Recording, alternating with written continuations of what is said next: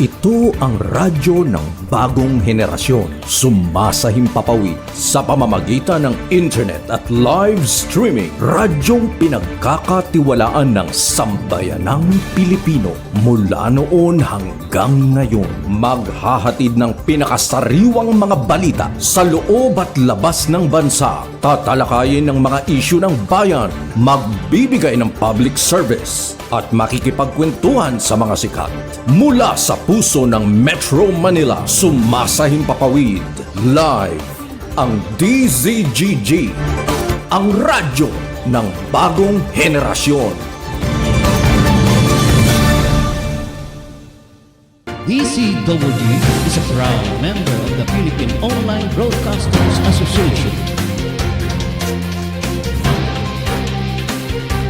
Balitang Pilipinas Worldwide. Programang siksik sa balita, komentaryo at serbisyo publiko. Ang mga balita ay tatalakay ni Boyet Guillermo, magbibigay ng puro-puro at paglilinaw sa likod ng mga balita na nagmumula sa sikat na tao. Sa bahagi ng Balitang Pilipinas Worldwide, hindi mawawala ang serbisyo publiko para sa mga kababayan na nangangailangan ng tulong. Balitang Pilipinas Worldwide. Narito ang pagdating balita si Boyet Guillermo.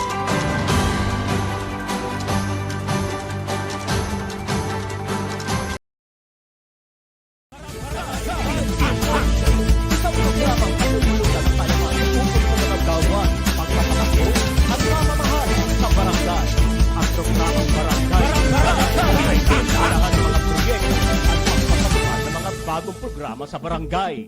Makikilala din dito ang mga opisyal na naglingkod at naghahangad magserbisyo sa barangay. Kaya kayo, mga kabarangay, manood at kilatisin natin ang ating mga opisyal ng barangay. Samahan sina Rolly Bonyon at Boyet Guillermo sa kanilang 1 oras na programa mula ika-11 ng umaga hanggang ika-12 ng tanghali. Tuwing Lunes hanggang Biyernes.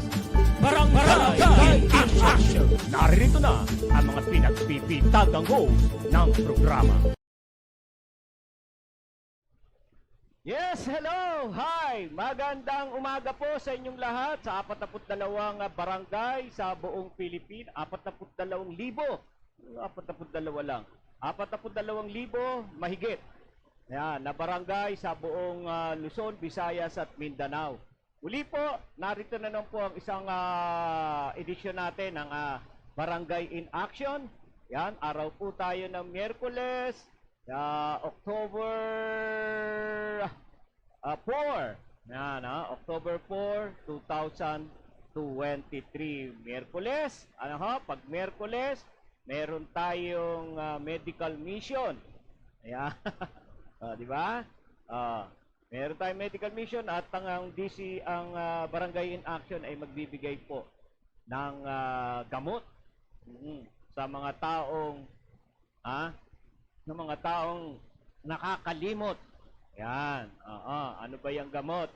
Ang pangalan ng gamot, Paalala RX. Paalala RX.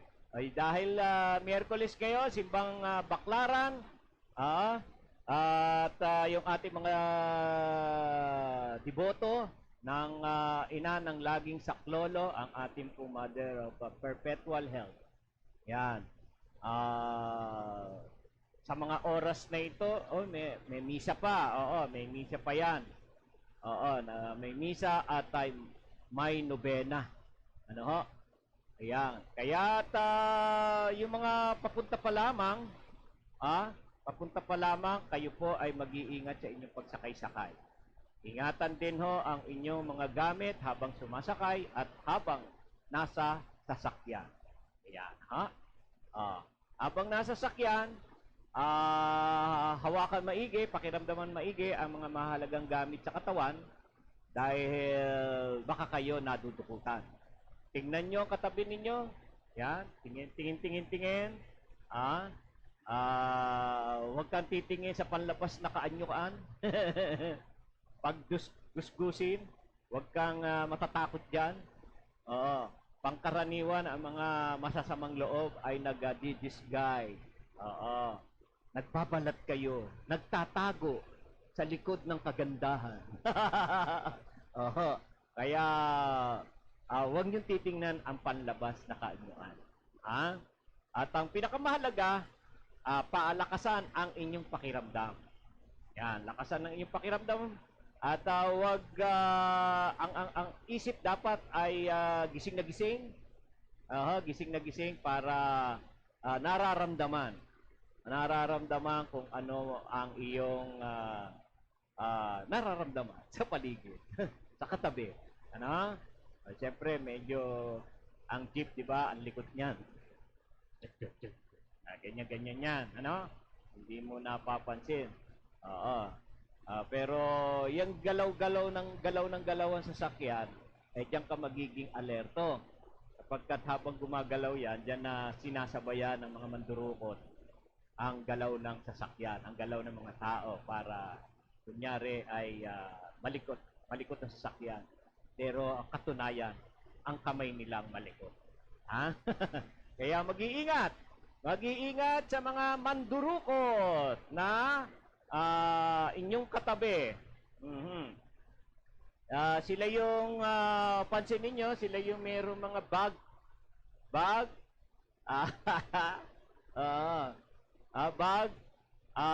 brown envelope, o pwede na ring pwede na ring ang tawag yun, ano yung isa, yung malapad, brown envelope at saka folder. Yan. Yung brown envelope at folder, panakip po ng kamay. Ganon din ang bag.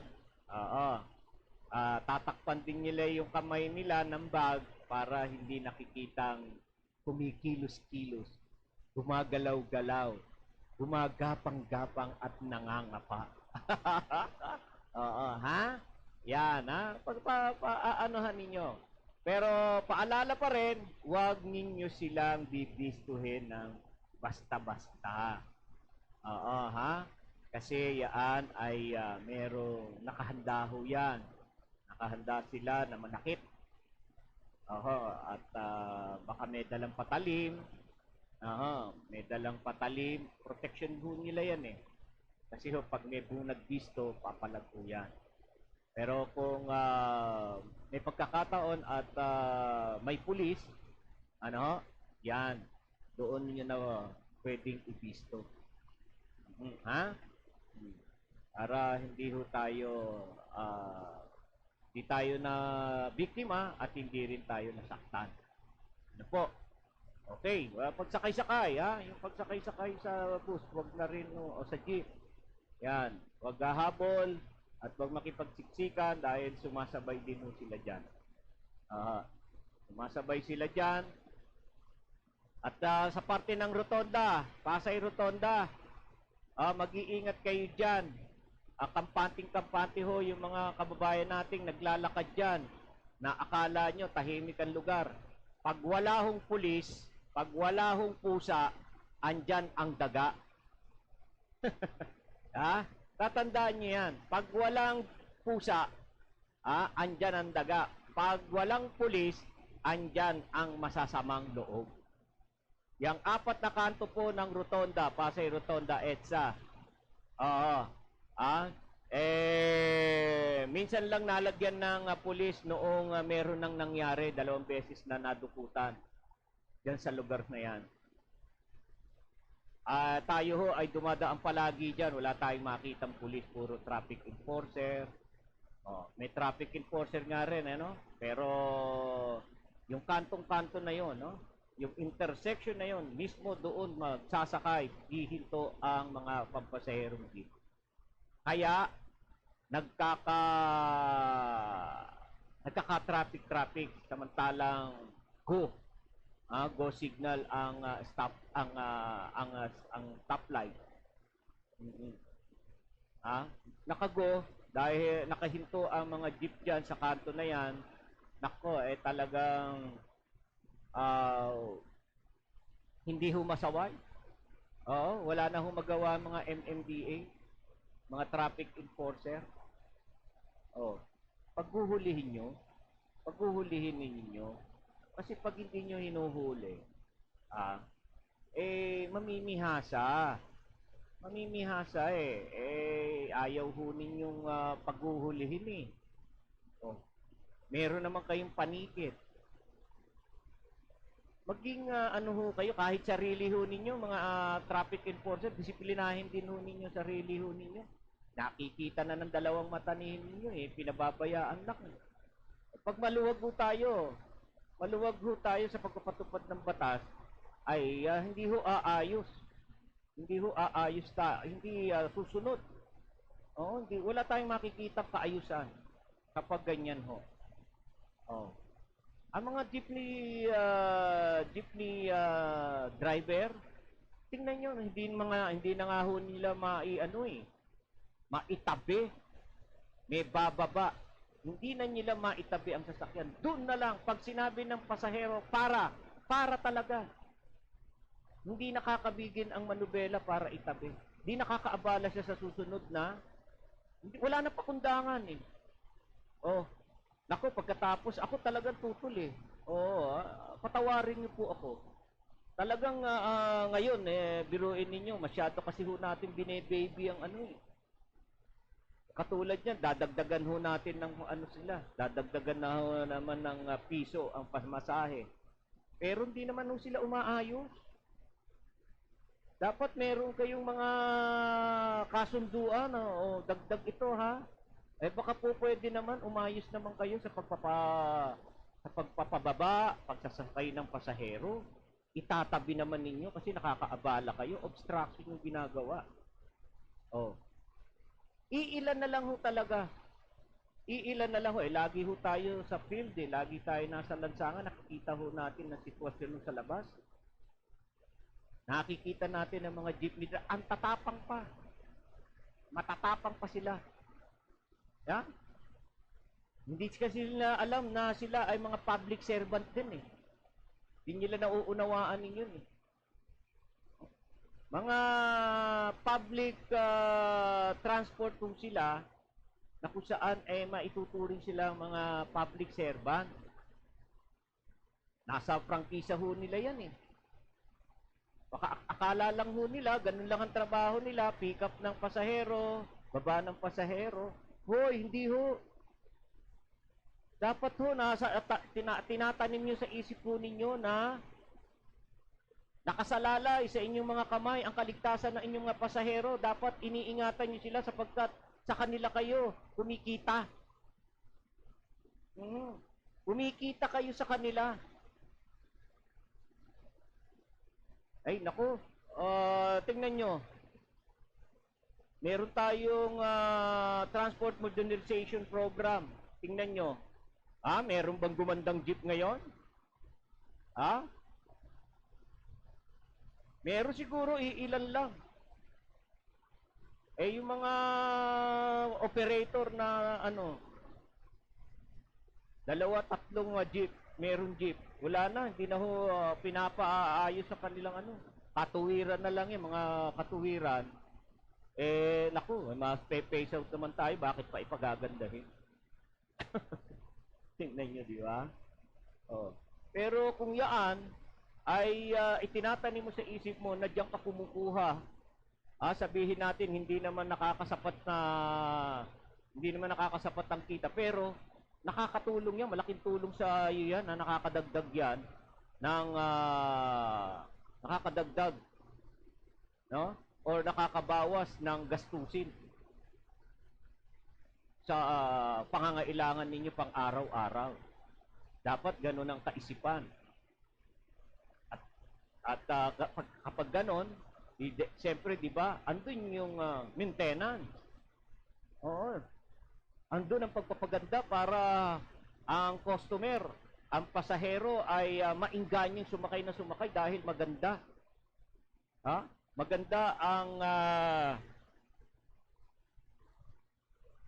Maganda ang sasakyan mo, maganda ang jeep mo. Nakakasabay ka kahit iilan lang yung jeep mo. 2, 3.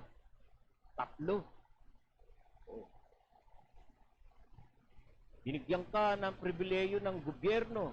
Binigyan ka ng prangkisa para makapaghanap buhay ka pagkatapos ganyan ang gagawin mo ninyo. Ano ho?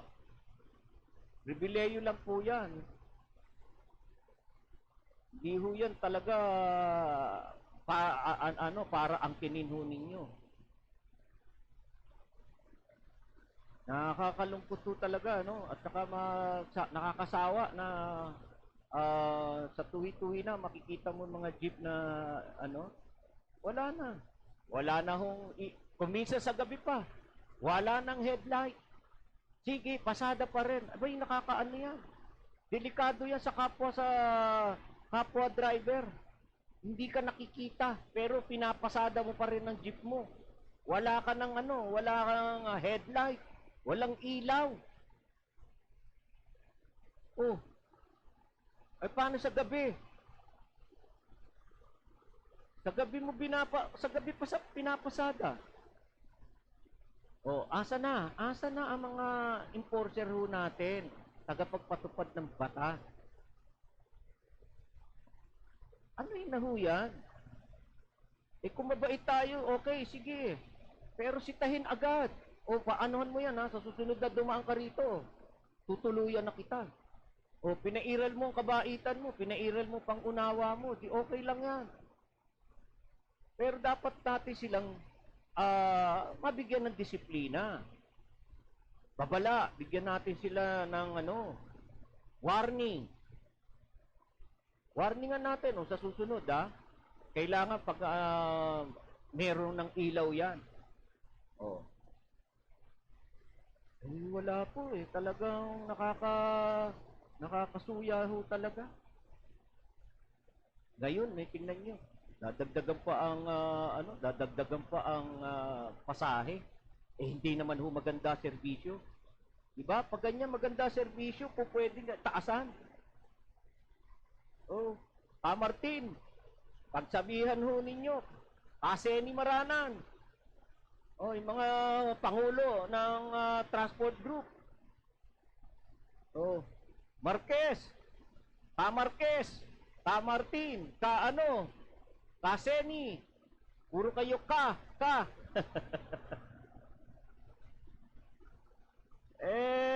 Yung ating mga membro ba, mapagsabihan naman. Mapagsabihan naman mga membro natin na talagang, ay nako. Hindi nyo ba napag-uusapan niya? Di ba napapagsabihan yung mga membro ninyo? Pag ganyan, wala akong kaayusan talaga sa kalsada. Oo. Kaya nga nagkakaroon ng mga road rage Away sa kalsada dahil ganyang mga ganyang mga sistema ng pagmamaneho sa kalsada. Barumbado ang driver. O kung sino pa yung family driver lang, kala mo rin, naku. Porque ang sasakyan ay malaki at mamahalin, ipanggigit-gitan din talaga. Ipananakot sa maliliit na sasakyan. Dahil iisipin niya, hindi ka babanggain dahil mamahalin niyang mo. Kita mo ugali mo. Maraming ganyan. Maraming ganyan na driver. Kayo, magalit na kayo sa akin kung magagalit, pero totoo lang yung sinasabi ko at marami na akong nakikita at marami na akong na-experience ng mga jeepney driver talagang barumbado.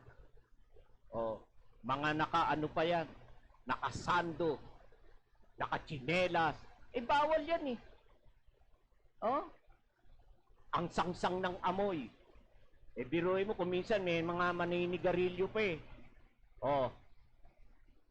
Nako mga kababayan, pag ganyan may nakita kayo, kunan nyo ng video, padala nyo sa akin. Padadala natin sa NTFRB. Para anuhin natin. Nakakalungkot.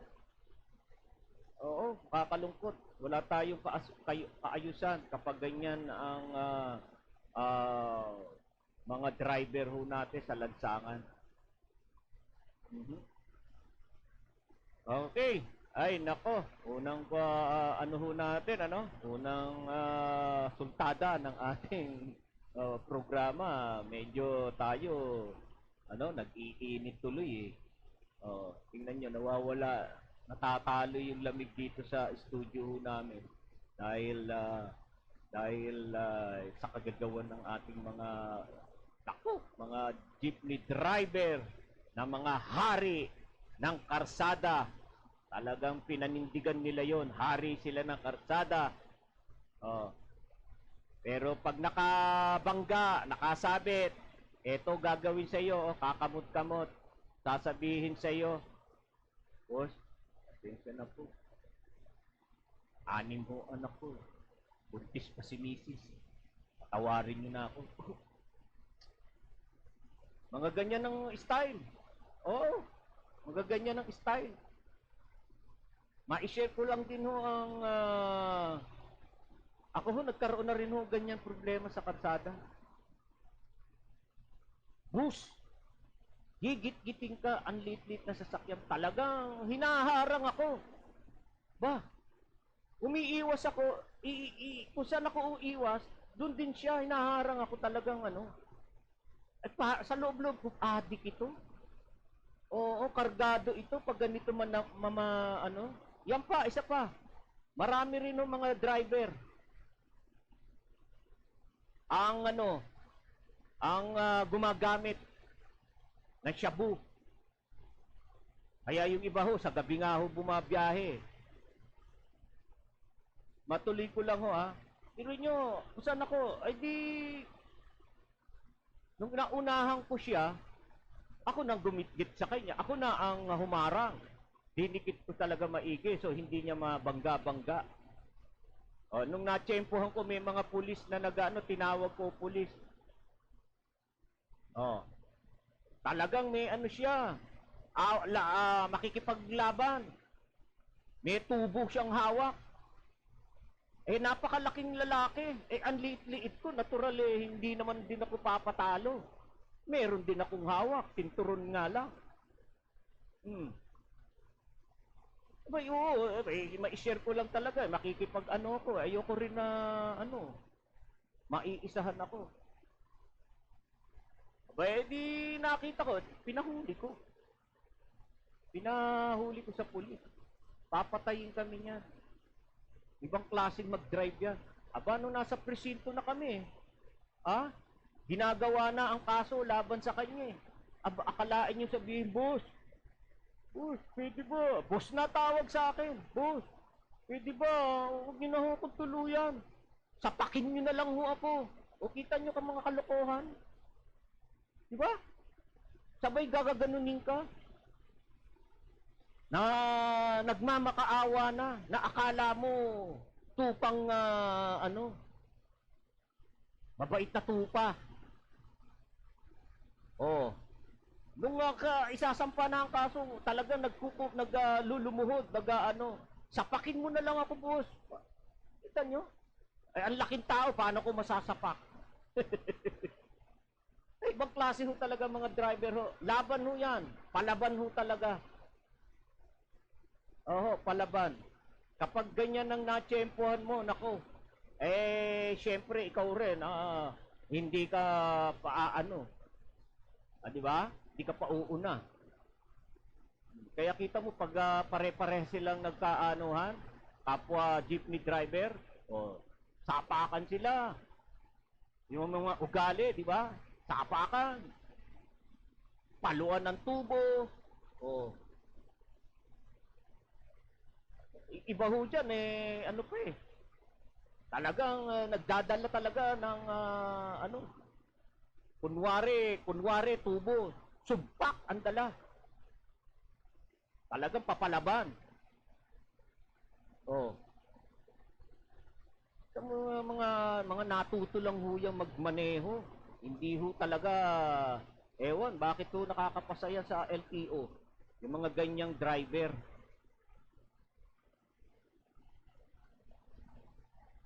Tumagal na sa kakapasada, pero ang sistema tumagal din. Yung bulok na sistema yung maling pagmamaneho, tumagal din sa kanyang katawan. Hindi na nabago. Oo. Wala ka nang makitang pagbabago. Barumbado pa rin sa lansangan. Patawarin niyo ko kung sino man makapanood sa akin, makaano sa akin. Dahil talaga ho, ang mga jeepney driver, hindi ko nilalahat, karamihan ho. Kaya nananawagan tayo sa mga pangulo ng transport group, Kaseni, Kamartin, Kamarques. Bakit ba mga pangalan ninyo? Yung mga kakaka na yan, tawag ho yan ng mga NPA Ka-Roger. Ako, ewan. Walang mabuting, walang gaganda sa atin pag ganyan ang mga driver natin. Okay, iwanan ko na po yan tungkol dyan sa driver. Pag hindi ho natin tinigilan, ako, mahaba ho talaga usapin tungkol dyan Oh. Tingnan nyo, may mga subsidy pa sila. Binibigyan pa sila ng fuel subsidy. O kami mga private driver, private motorist, mga taxpayer. O yan mga may tax ba yan? Wala ho silang binabayad na tax. Pero yung mga private motorist, nagbabayad ng tax yan. Pero kami, wala kaming subsidy, fuel subsidy. Ni discount, wala kami. Ang mga jeepney operator, driver, meron silang subsidy. 6,500! Wow! Nagtaas pa ng pamasahe. Talaga naman ang sarap ng buhay ninyo sa gobyerno. Oo. Ano? Alright, nako. Sige. Ayan, si Utol Dante nanonood. Oh. Okay. Oh, bakit iisa lang nakikita ko? Nakikita ko isa lang. Ayan, si Maring Tere. Si Maring Ning ng Malibay. Si Kagawad, yan, nanonood. Maraming salamat, Kagawad at kay Utol. Share, Mare. Share dyan sa ating mga kapitbahay, sa iyong mga kaibigan, itong ating programa para sila rin ay makapanood at mabati na. Okay, ako po dadako naman po sa iba nating pagtalakay. Tingnan ko nga yung ating diyang mga siyempre ho, nalalapit na po ang election talaga. Hindi ho natin hindi ho talaga natin na makakaligtaan ang tungkol sa barangay at SK election, kailangan natin mabigyan din po kayo ng update sa mga kaganapan po na itong ating election. Ayan, ang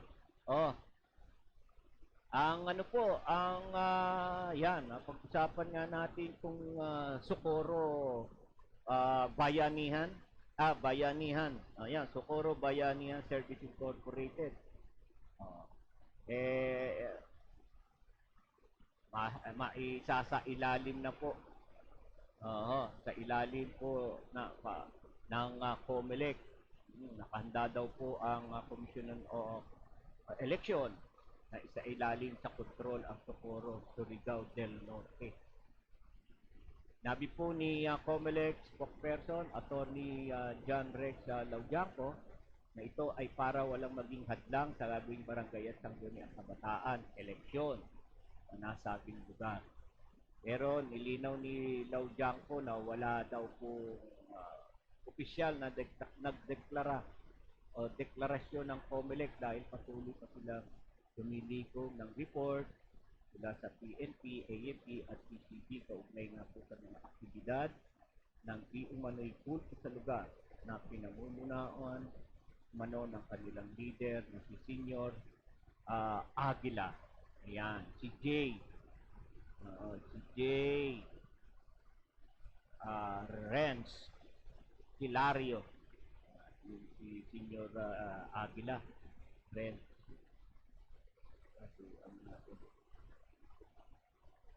Hilario, yan, Senior Aguila. Alam niyo po, no? Doon po, no? Doon po sa kanilang lugar, yung tinatawag na, ano ba ang lugar nila, no? Kopi, ano ba yan? Sitio Kapihan. Oo. Sitio Kapihan ang tawag ko sa lugar nila eh. Sitio Kapihan, na kung saan eh, biro nyo, no? Dami na rin yung mga residente na nandun. Subalit sa pangyayari nga po ito, ano, sa mga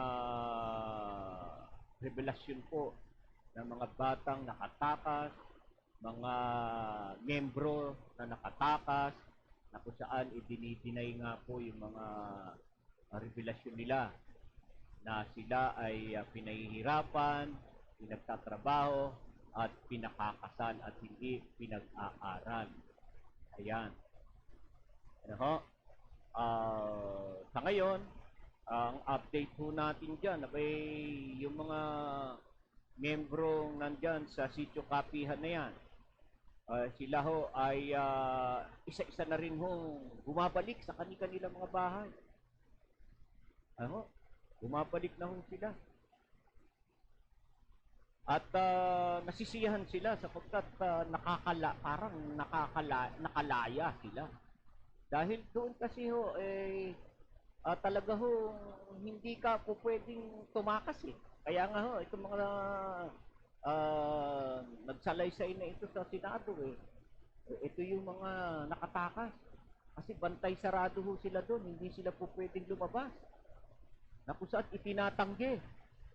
Pati mga kabataan nga, sinasabi nga hindi raw pinapalabas. Hindi daw totoo yun. Ayun tuloy ang naging dahilan din ng pagkakakulong sa Senado ni Senior Aguila, Jay Ren, Hilario. Dahil hindi siya pinaniniwalaan ng mga senador. Oo. Tingin sa kanila ng mga senador ay siya ay nagsisinungaling sapagkat marami nga mga bata at mga matatanda doon na nagpapatotoo na nagbubunyag ng mga nangyayari doon. Ngayon sila ay bumababa na nare-realize na ho nila. Imagine, yung mga panahon na yun kasi panahon pala ng pandemic kung bakit pala sila umakyat doon sa bundok. Ay, mga panahon ng pandemic talagang stress ang tao. Ang tao ay naghahanap ng ikabubuhay mga panahon na yun. Dahil lockdown tayo ng lockdown. Ayan, nakumbinsi yung mga taong umakyat dyan sa bundok dahil sa pangako. Doon ay may pagkain, doon libre. Ay libre nga ho lahat. Kaya doon ho, nainganyo ho sila ng gusto na manirahan. Pero ang ibang pamilya, kontra. Kontra ang ibang pamilya nila na yung ibang pamilya nila ay doon nanirahan. Pero sa ngayon, nagbababaan na sapagkat ang lugar pa lang yan din ay pag-aari po ng ating pamahalaan. Baka buti, baka natituluhan pa ho nila yan. Sa DNR pala yung lupa na yan. Ngayon, binabawi na ngayon ng DNR. Oh, binabawi na ho ang lugar na yan. Kaya yung mga kababayan na ho natin na nanirahan dyan, bumabalik na sa kanilang mga tahanan, pag-isip-isip. Oo. At hindi nila alam yung mga pangyayari na ganun. Pero dahil ho sa mga may lumantad, may bunyag, at ito nga ho yung mga batang nakatakas, dun lang ho sila nahihimasmasan. Na dun lang ho niya isip na may mga ganun palang pangyayari. Pinakakasal, pinipilit. Imagine, may isang kabataang lalaki nga, ikakasal siya, ayaw niya. Although siya isang lalaki, ha? Ayaw niyang pakasal. Dahil bata pa ang ipapakasal sa kanya. Ganon din siya. Ilang taon lang siya. 12, 13, pakakasal. At pasisipingin, mga bata, pagsisiping. Tignan niyo po. Alam niyo ho, meron na ho ganyan nung nauna pa. May nauna na ho ganyan. Kung natatandaan niyo mga kababayan,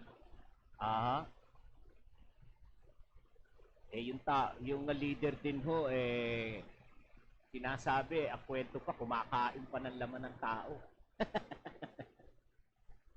Kung natatandaan po ninyo yun, sa bundok din ho sila naninirahan at doon din nanirahan ng mga miyembro. O, isipin nyo. Eto, nahikayat ang mga taong umakyat doon dahil panahon ng pandemic, walang makain, at katatapos lang din ho ng lindol nun.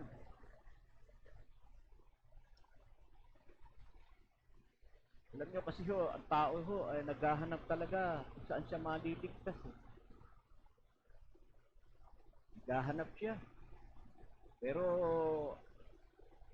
ang kaligtasan po kahit hindi ka na umani sa mga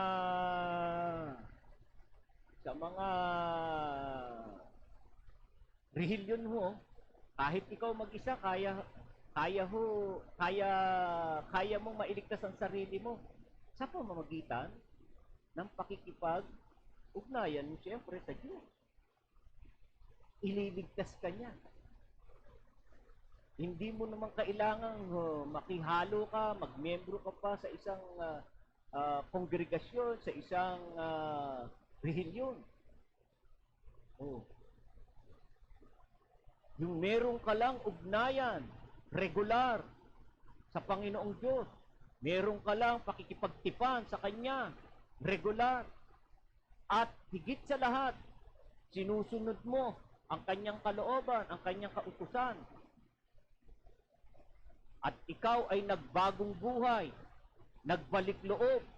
Inamin mo na ikaw isang taong makasalanan, nagbabalik loob ka sa Kanya. Yan ho ang kaligtasan. Pag nagawa po ninyo yan, ando na ho, pasok na ho tayo, ligtas na po tayo. Subalit, ang iyong pagbabalik loob sa Panginoon ay hindi yung araw lang nun. Yun po ay tuloy-tuloy habang siya ay ating hinihintay. Ang sabi ho siya'y darating sa wakas ng panahon. Di ba? Kukunin ang mga tao. Titipunin ang mga taong nagkasala. Titipunin ang mga taong sumunod sa kanyang kalooban. Ilalagay sa kanan, ilalagay sa kaliwa. Ang kanan ay itatapon nag-aapoy. Oh. Ano ho yung ibig sabihin niya mga ganyan? Titipunin ng mga taong hindi sumunod sa kanya. Itatapon sa nag-aapoy. Hindi ba nag-aapoy ang impyerno? Oh.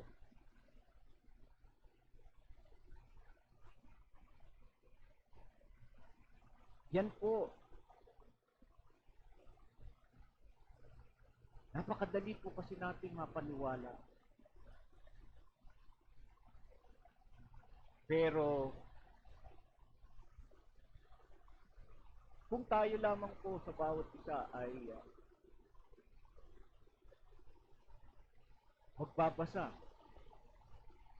babasahin ang banal na aklat, andyan po. Andyan ho ang guide ho natin, ang gabay ho natin, kung paano tayo mabubuhay. Paano natin masusunod kalooban ng Diyos. Hindi ho sinasabi na maging perfect ka. Nauunawaan ng Diyos na tayo ay may kanya-kanyang kahinaan. Subalit ayaw niyang lagi kang mahina. Gusto niya malakas ka. Kaya nga kailangan patuloy kang may pakikipag-ugnayan sa Kanya. Nang sa gayon, hindi ka nang hihina, hindi ka nagkakamali, hindi ka naliligaw sa iyong pagsunod sa Kanya. Okay. Habang kasi tayo ay napapalapit sa Diyos,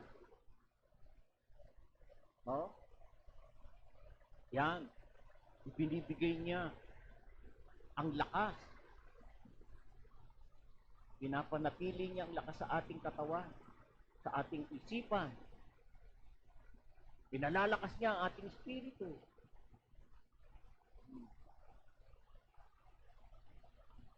Ano ho? Kaya, sa probinsya,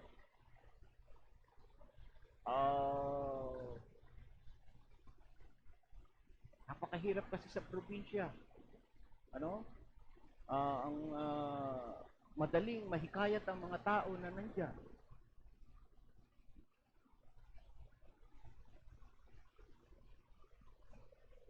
Lagi tayo naghahanap ng dali natin mapaniwala sapagkat kulang nga ho tayo sa kaalaman. Kaya tayo agad-agad napapaniwala. Subalit sa liksikin po ninyo ang banal na kasulatan, magkakaroon ka ng karunungan. Galing po doon. Kaya wala na sino man na maaaring ikaw ay linlangin sapagkat meron kang wisdom, karunungan na galing sa Panginoon mula sa iyong pagbabasa sa banal na kasulatan.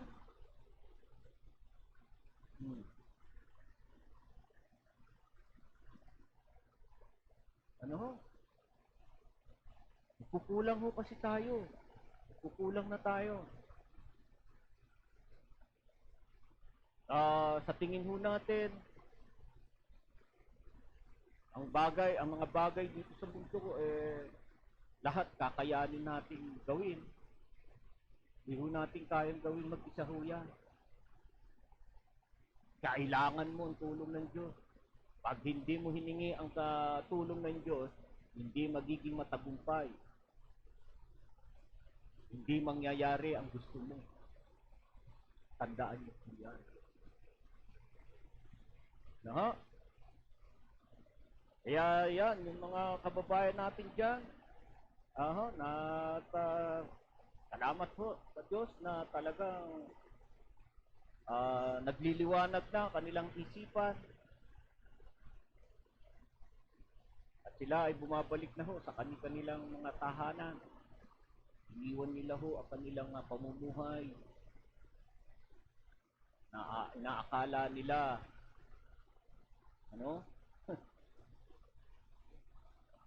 andun. Narito po sa Ang langit ho ay narito lang din ho sa lupa. Ang paraiso ay narito lang naman din po.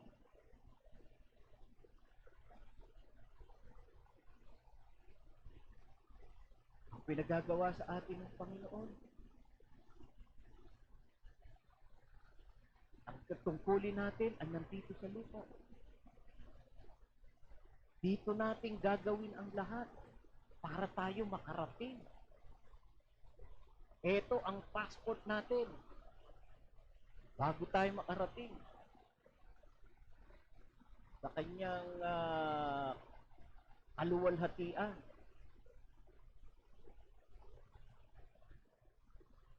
Hmm? Oops. Yan. Tayo po ay sige, maiba naman po tayo, no? Ito naman ho, ano? Ayan.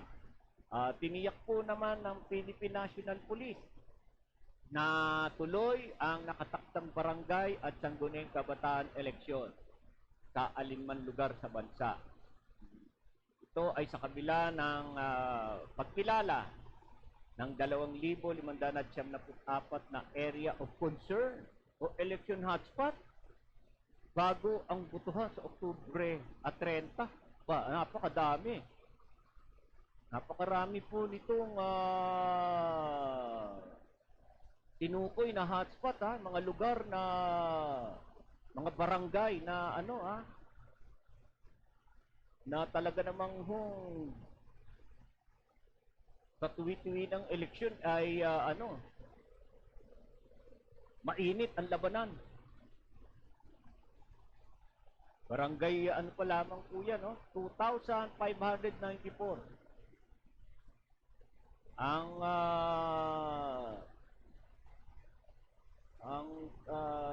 area of concern or yung hotspot na lugar. Ayon po kay PNP Chief General Benjamin Acorda Jr., nakasama sa bilang ang 246 na ngayon na inuri bilang area of grave concern. So, grave concern, hotspot, iisa ho lang yan. No? Basta sa lugar na yan, delikado ang butuhan. Nasa ilalim ng pulang kategorya. 1,248 na ayon sa ilalim ng kategoryang orange, may kategorya pa ho, no? At 1,100 na lugar sa ilalim ng kategoryang dilaw. Dilaw. Ayan, kulay-kulay na naman ho. Kulay-kulay na, ano na naman tayo niyan. Gayunpaman, maari pa anyang magbago ang mga ito. Anumang oras, depende sa klima ng politika sa mga lugar. Ang mga lugar na nakalista sa ilalim ng pula, kategorya ay nasa ilalim ng kontrol ng Komisyon ng Eleksyon, habang ang dilaw na lugar ay kilala na may kasaysayan ng mga kaso na may kinalaman sa halalan. At ang kulay orange na lugar, kinakailangan ng immediate concern kung saan mayroong malubhang armadong banta. Yung orange ang pala.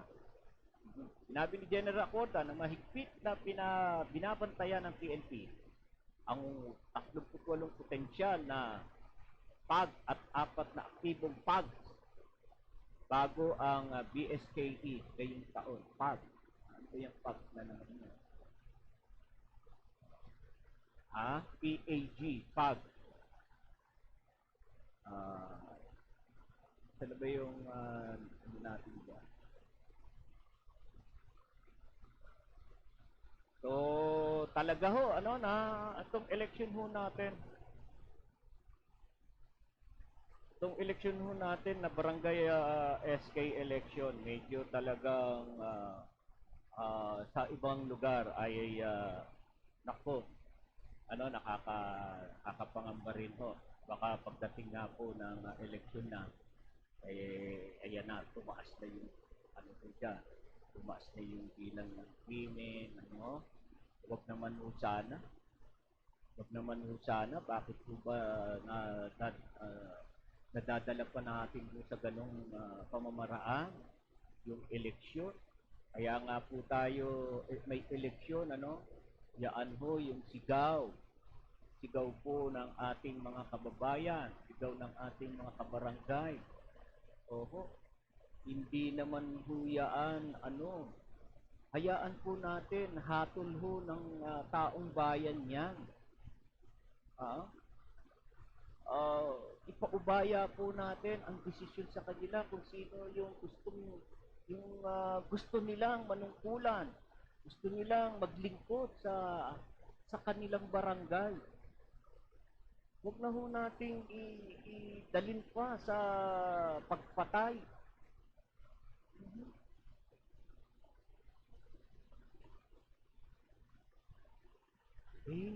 Sa bandang huli din ho, di ba? Pag ganyan ho ang nakamit mo ang iyong posisyon ng dahil gumawa ka ng marahas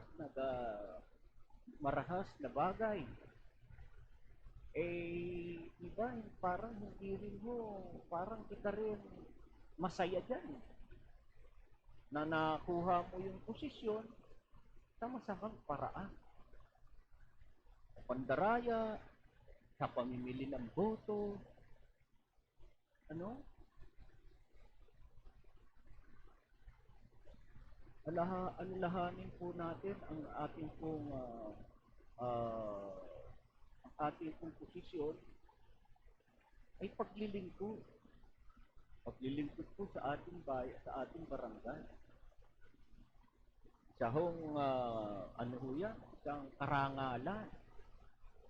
Isang karangalan na ikaw ay iboto o pinili ng iyong mga kabarangay sa malinis na paraan.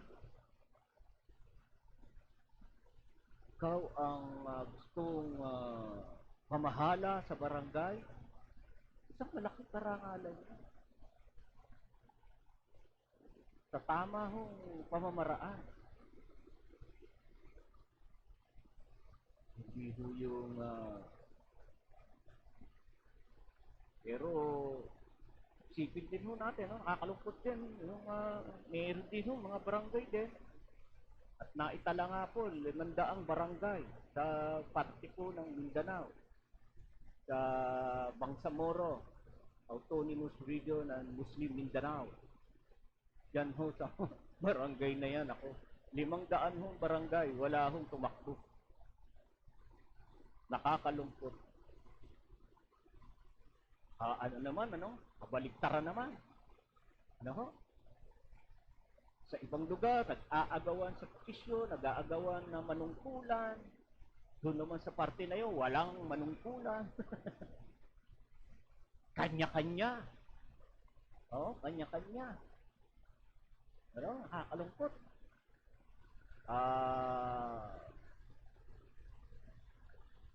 Ano kaya ang nagiging dahilan? Ano? Ano kaya ang dahilan? Bakit may mga ganyan? Pangyarihan, kwarta. May kwarta. Sabi na tayo napapaglaruan. Tao ay napapaglaruan na ng gusto ng kadiliman. Masyado na tayo natatangay. Yan po ay dahil papalayo na rin kasi tayo sa ating Panginoon.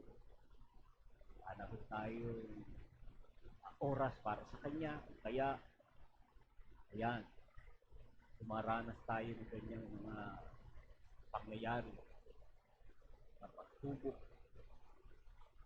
sa ating lugar, sa ating posisyon, no? Sa tingin mo, maganda ang iyong panunungkulan, may nagagalit pa rin, may mga taong may mga taong naiinggit, maayos ang pamamalakad, no? maayos ang pamamalakad naman. Pero, merong gustong umagaw at sirain yung maayos. Ano? May mga ganun, ano? Maayos na, gustong sirain. Gustong bahiran ng mga kasamaan sa barangay. Oh, di ba? May mga maayos na barangay, may maayos na pamamalakad. Doon, may nagagalit. Ano ba yan? Ano? Yun. So, ibig sabihin po lamang yan ay may espiritu na ibang nagpapakilos o kumikilos sa ating buhay, sa ating bansa.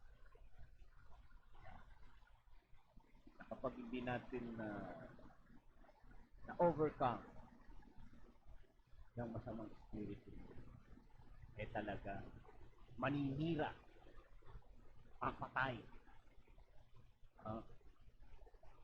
ang masamang espiritu.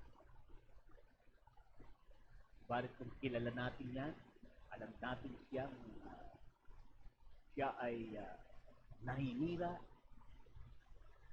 pumapatay, kilala natin yan, bakit pa natin? Bakit natin siya tatanggapin? Diba? Pwede ho natin siyang i-catch out. Pwede natin siyang paalisin. Madali ho. Sa pangalan ni Jesus, lumayas ka, Satanas! O diba?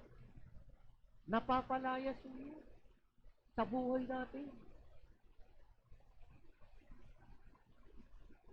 Masamang espiritu, layuan mo ko. Kung hindi ba't meron ng awitin? O tukso, layuan mo ko. O diba? Tukso yan. Layuan mo to, tukso. O, ulitin mo lang ang pangalan ng Diyos. Sa pangalan ni Jesus. Sa makapangyarihang pangalan ni Jesus. O tukso, layuan mo ko. O, tingnan niyo. Gawin niyo po yan. No. Wala akong halong biro. Gawin niyo po yan sa buhay ninyo. Mararamdaman niyo. Mararamdaman niyo ang resulta. Makikita niyo ang resulta. Iiwanan mo kayo. Iiwanan mo kayo ng mga masasamang espiritu na nagtatangkang lukuban tayo, mabuhay sa buhay natin. Oh. Napapaalis ko.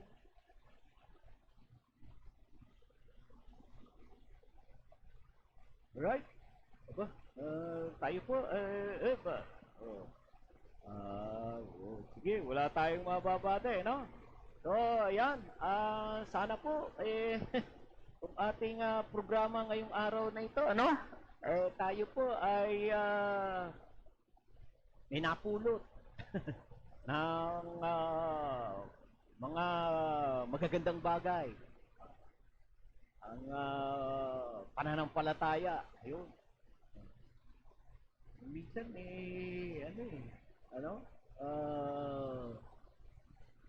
sarap sarap po magsalita ho rito, kalalo na kapag ang napag-uusapan ho natin kabutihan. Kabutihan ng Diyos. Ay share natin. Kabutihan ng Diyos. Pangyarihan. At minsan, yung ibang mga kababayan natin, sasabihin nila, pag Diyos na pinag-uusapan, corny. No? Nakukornihan na sila. Si Lord na yung natutukoy. Corny na. O, tingnan nyo, no? Umiiwas. Sa mga kabarkada at sa mga kaibigan natin, pag ang pinag-usapan, ang Diyos na, iiwas na. Humihila kasi. May humihila sa kanya. Oh, ang kinig dyan. Ang kinig dyan. Alikuran mo yan. O, di ba? Simple-simple mo yun. Merong humihilang masamang espiritu sa iyo dahil ayaw ng masamang espiritu na binabanggit ang pangalan ng Diyos. Kristo Jesus. Kasi pangalan pa lang yan, nanginginig na sila. Oo, nanginginig na mga demonyo. Alright, okay, praise the Lord. Yan, siyempre, papasalamat tayo sa ating Panginoon. No? Okay, at siyempre, ako to ay papasalamat din po sa inyo. Sa mga nanood ngayong araw, yan, si Maring Ning Teresa Sarmiento ng Malibay, Vizcara, Malibay, Pasay City. Si Utol, yan, habang nagre-referee, nanonood sa kanyang kapatid. Sa inyong lingkod. Yan, maraming salamat sa inyo pong isang oras na iniukol po sa akin para manood sa programang ito. Ano? Yan. At mamaya po ay magkita-kita po tayo sa alas 5 hanggang alas 6 ang programa po nating para Balitang Pilipinas Worldwide. Tayo po ay magbabalita. Ano ho? Yan. At magandang tanghali po sa inyo lahat. At nawa, tayo pong lahat ay patuloy na pagpalain ng ating Panginoong Diyos. Ingatan saan man tayo naroroon at anuman ang ating ginagawa. Bye! God bless you all! And this is Double G. Inyo ito, dito, kayo ang bida. Ito ang radyo ng bagong henerasyon. Sumasahimpapawid sa pamamagitan ng internet at live streaming. Radyong pinagkakatiwalaan ng sambayanang Pilipino. Mula noon hanggang ngayon, maghahatid ng pinakasariwang mga balita sa loob at labas ng bansa. Tatalakayin ng mga isyu ng bayan.